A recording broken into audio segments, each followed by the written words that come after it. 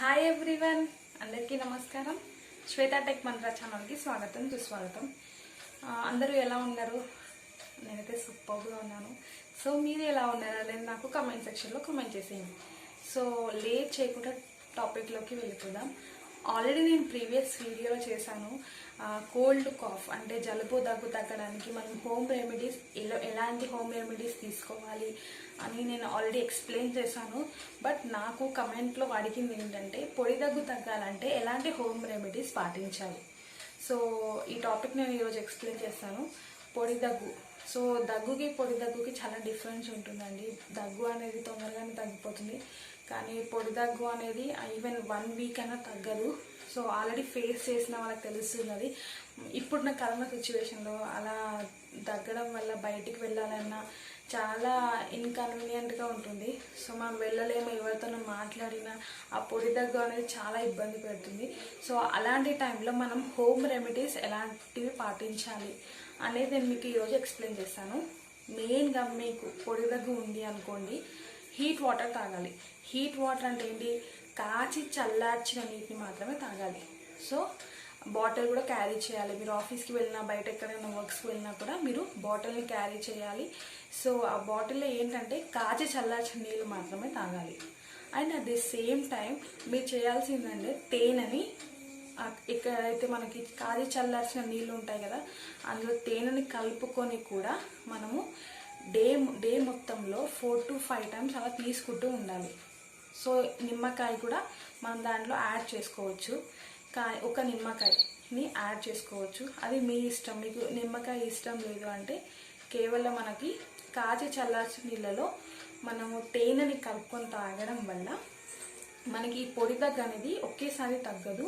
So day మొత్తంలో 4 to 5 days తీసుకోవడం వల్ల ఒకవేళ మీ పొడి దగ్గు హెవీగా ఉంటే మాత్రం మినిమం 3 days పడుతుంది.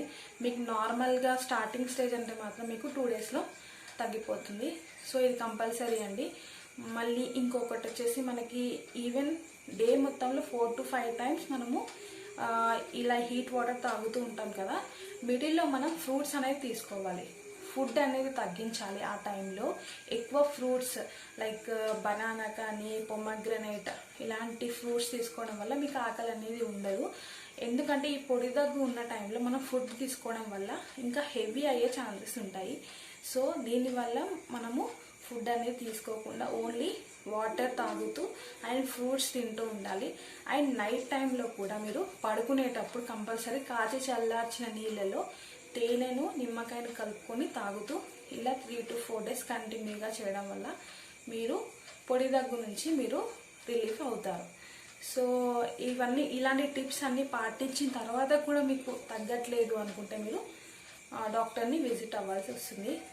సో అండ్ ఇంకో టిప్ వచ్చేసి మనం హోమ్ రెమెడీ వచ్చేసి ఇంట్లో మనకి ఆల్రెడీ పసుపు ఉంటుంది కదా, పసుపు తేనె కలుపుకొని తినడం వల్ల కూడా మనకి ఈ పొడి దగ్గు అనేది తగ్గుతుంది. అండ్ నెక్స్ట్ వచ్చేసి మిరియాలు ఇంకా తేనె ఈ రెండింటిని కలుపుకొని కూడా మనము తీసుకోవడం వల్ల కూడా ఈ పొడి దగ్గు అనే సమస్య నుంచి విముక్తి పొందుతాము.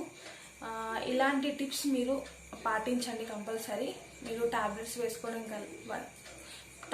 వేసుకోవడం కన్నా ఇలాంటి హోమ్ రెమెడీస్ పాటించడం వల్ల మీకేంటంటే న్యాచురల్గా మీ ప్రాబ్లంకి సొల్యూషన్ అనేది దొరుకుతుంది.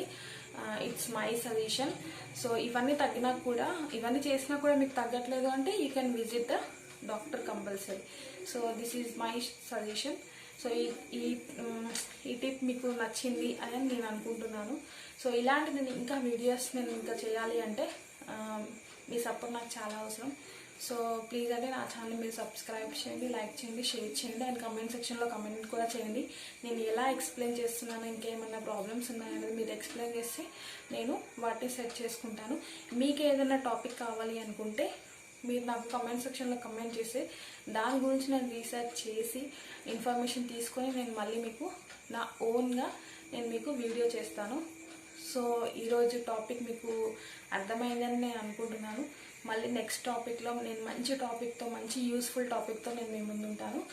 Until then bye.